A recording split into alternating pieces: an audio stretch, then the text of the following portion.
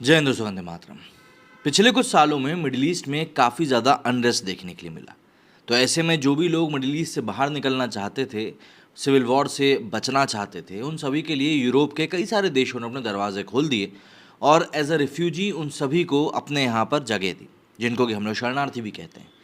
लेकिन जब इन चीज़ों को 8-10 साल 12 साल गुजर गए और जो शरणार्थी या रिफ्यूजी जो इन देशों में पहुँचे थे यूरोप के, उन सभी देशों में रिफ्यूजीज़ की तादाद बढ़ने लगी, उनकी सेकंड जनरेशन सामने आने लगी।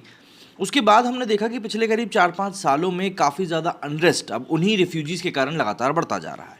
और वहाँ पर अगर हम सीधे तौर पर बोलें तो कहीं ना कहीं वैमनस्यता भी बढ़ती जा रही है। तो ऐसे में अब जो बातें निकल कर सामने आ रही हैं उनमें यह है कि जिस भी प्रकार के इंसिडेंट्स पिछले कुछ समय में स्वीडन या फ्रांस में हुए हैं, इनको देखते हुए अब यूरोपियन कंट्रीज़ शायद, या यूँ कहें कुछ देशों में तो शुरू भी हो गया है, अब शरणार्थियों को अपने यहाँ पर जगह नहीं देंगी।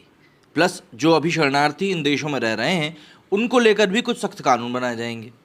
पोलैंड ने दरअसल एक ऐसा एग्जाम्पल पेश किया है शरणार्थियों को जगह ना देकर कि उसको देखकर पूरा यूरोप इस समय उसकी तरफ देख रहा है कि नहीं, शायद उन्होंने सही किया। दरअसल पोलैंड ने एक भी रिफ्यूजी को अपने यहाँ पर जगह नहीं दी थी। इसको लेकर उनसे सवालात भी हुए, लेकिन उन्होंने साफ कहा था कि हम नहीं चाहते कि हमारे देश में किसी प्रकार की गलत चीज़ें हों या राइट्स वगैरह हों, कुछ भी हम ऐसा नहीं चाहते। और सीधे तौर पर आप देख सकते हैं पोलैंड में इस प्रकार की घटनाएं होती भी नहीं हैं।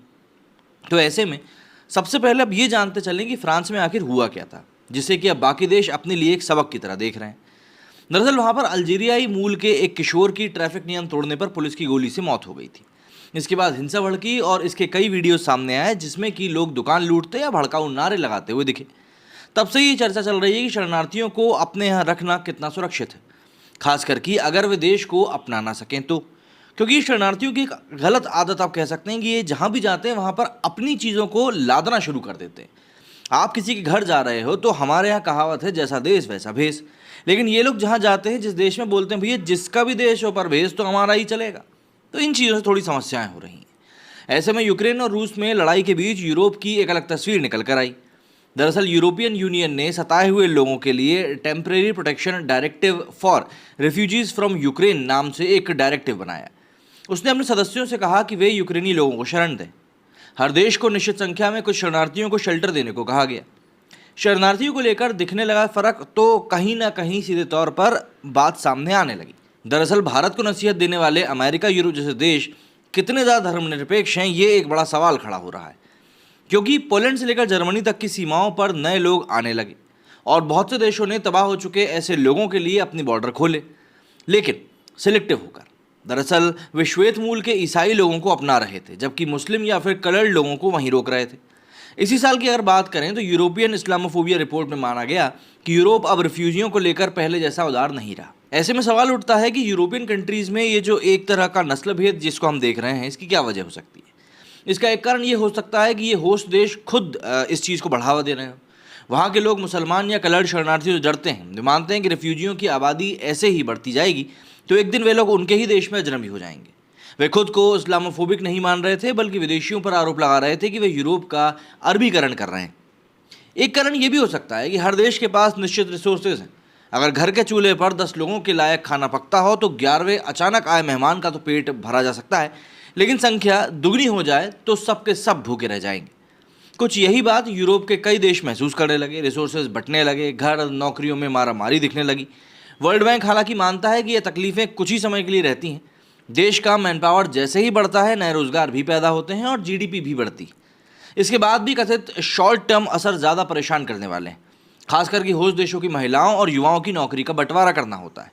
अगर देश में पहले से ही आबादी ज़्यादा हो तो लोगों के पास शेल्टर की भी समस्या होने लगती। अक्सर ये भी देखा गया है कि युद्ध प्रभावित इलाकों से आने वाले लोग मानसिक तौर पर उतने स्थिर नहीं होते। उनकी आक्रामकता भी स्थानीय लोगों में डर और गुस्सा पैदा करती।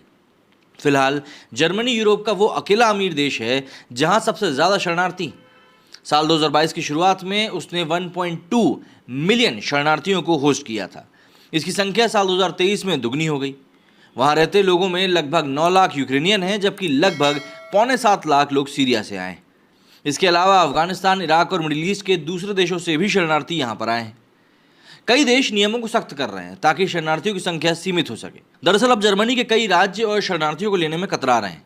मई में इस पर काफ़ी बैठकें भी हुई और संख्या सीमित करने का फैसला लिया गया। फिलहाल शरणार्थियों के आवेदन को सिलेक्ट या रिजेक्ट होने में करीब 26 महीने लगते हैं, यानी 2 साल से भी ज़्यादा समय। और अब इस प्रोसेस को तेज़ किया जा रहा है ताकि रिजेक्ट हो चुके रिफ्यूजियों को जल्दी वापस भेजा जा सके। जर्मनी बॉर्डर का बड़ा हिस्सा पेट्रोलिंग से बचा रहता है। अभी ऑस्ट्रिया से लगी हुई सीमा पर ही सख्त चेकिंग है, जबकि Denmark, France, Luxembourg, Netherlands, Poland, Belgium, Switzerland और चेक गणराज्य से भी लोगों की, इन देशों की जो सीमाएं हैं वो साझा होती हैं। यहाँ तक कि आवाजाही भी खुली रहती है। अब बात हो रही है यहाँ की सेफ्टी की। तो देखिए, दूसरे देशों से होते हुए शरणार्थी जबरन ना घुस जाएं, इसीलिए यहाँ पर इन सब चीज़ों का पूरा ख्याल रखा जा रहा है। लेकिन मोटी मोटी बात वही है कि जिस प्रकार के इंसिडेंट्स और जिस प्रकार के, मैं कहूँ, भड़काऊ चीज़ें देखने के लिए पिछले कुछ समय में मिली हैं, यूरोपियन देशों का डर कहीं से कहीं तक भी गलत नहीं है। मेरे स्टूडियो फिलहाल इतना ही। जय हिंद, जय भारत।